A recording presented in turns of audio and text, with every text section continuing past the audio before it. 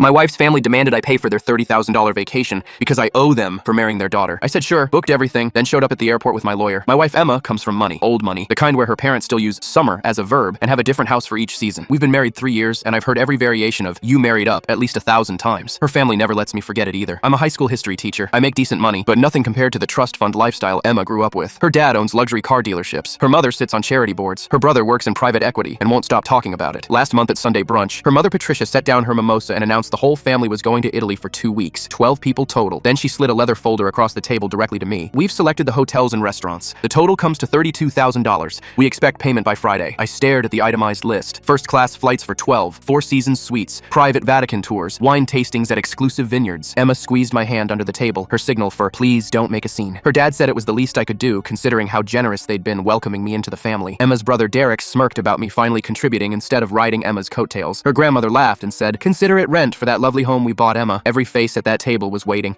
for me to agree or embarrass myself by admitting I couldn't afford it. Emma's eyes were pleading, not for me to pay, but not to cause a fight she'd deal with for months. I smiled and said I'd handle it. Patricia clapped her hands. Derek raised his mimosa in a mock toast. I spent the next week booking everything exactly as requested. Emirates first class, 5-star hotels in Rome, Florence, Venice, Michelin-starred restaurants, private drivers, a sunset yacht cruise in Positano that Patricia wanted. I sent confirmation emails with beautiful itinerary PDFs. They responded in the family group chat with excitement. Patricia wrote 3 paragraphs about how she always knew I was one of them deep down. Airport day arrives, September 15th, 6 a.m. at JFK. I'm standing at the departure gate in jeans and a t-shirt. No luggage. Emma's beside me, confused because I'd said I wasn't coming due to school obligations. Her family shows up rolling Louis Vuitton luggage and designer travel outfits. Patricia immediately complains I'm underdressed for first class. Her grandmother comments about teachers having no sense of occasion. That's when my lawyer walked up. Daniel's been my friend since college. He's wearing a full suit and carrying a briefcase. Patricia's face lit up, probably thinking I brought a business associate to impress them. Daniel handed Patricia an envelope. She opened it while her husband peered over her shoulder. Inside were the booking confirmations, all in my name. An invoice for $32,000 plus $3,000 in legal fees, and a letter from their own family attorney confirming that verbal agreements for family gifts are unenforceable. You want me to pay? Great. That makes this a business transaction. My terms are payment in full up front. You've got 20 minutes before boarding. Patricia's face went white, then bright red. She started screaming about family and respect. Other passengers stared. Airport security walked toward us. Her dad tried the smooth businessman approach, suggested a repayment plan after the trip. I showed him my phone, the family group chat. 2 years of messages calling me a freeloader, jokes about me being their charity case, Derek telling friends I was a broke teacher playing house with old money. These screenshots go to Emma's entire extended family if anyone boards without paying first. Emma stared at her parents with tears streaming down her face. Derek called me a psychopath. Patricia threatened to disown Emma right there. Her grandmother said I was proving why I didn't belong. The gate agent announced final boarding for flight 203 to Rome. Derek pulled out his phone to call their lawyer. Patricia scrolled through her banking app, but moving $32,000 instantly isn't easy even for rich people. Nobody moved. The gate agent called once more, then closed the door. Emma grabbed the invoice from her mother's shaking hands, ripped it in half, and told them if they ever spoke to her husband like that again, they'd never hear from her again.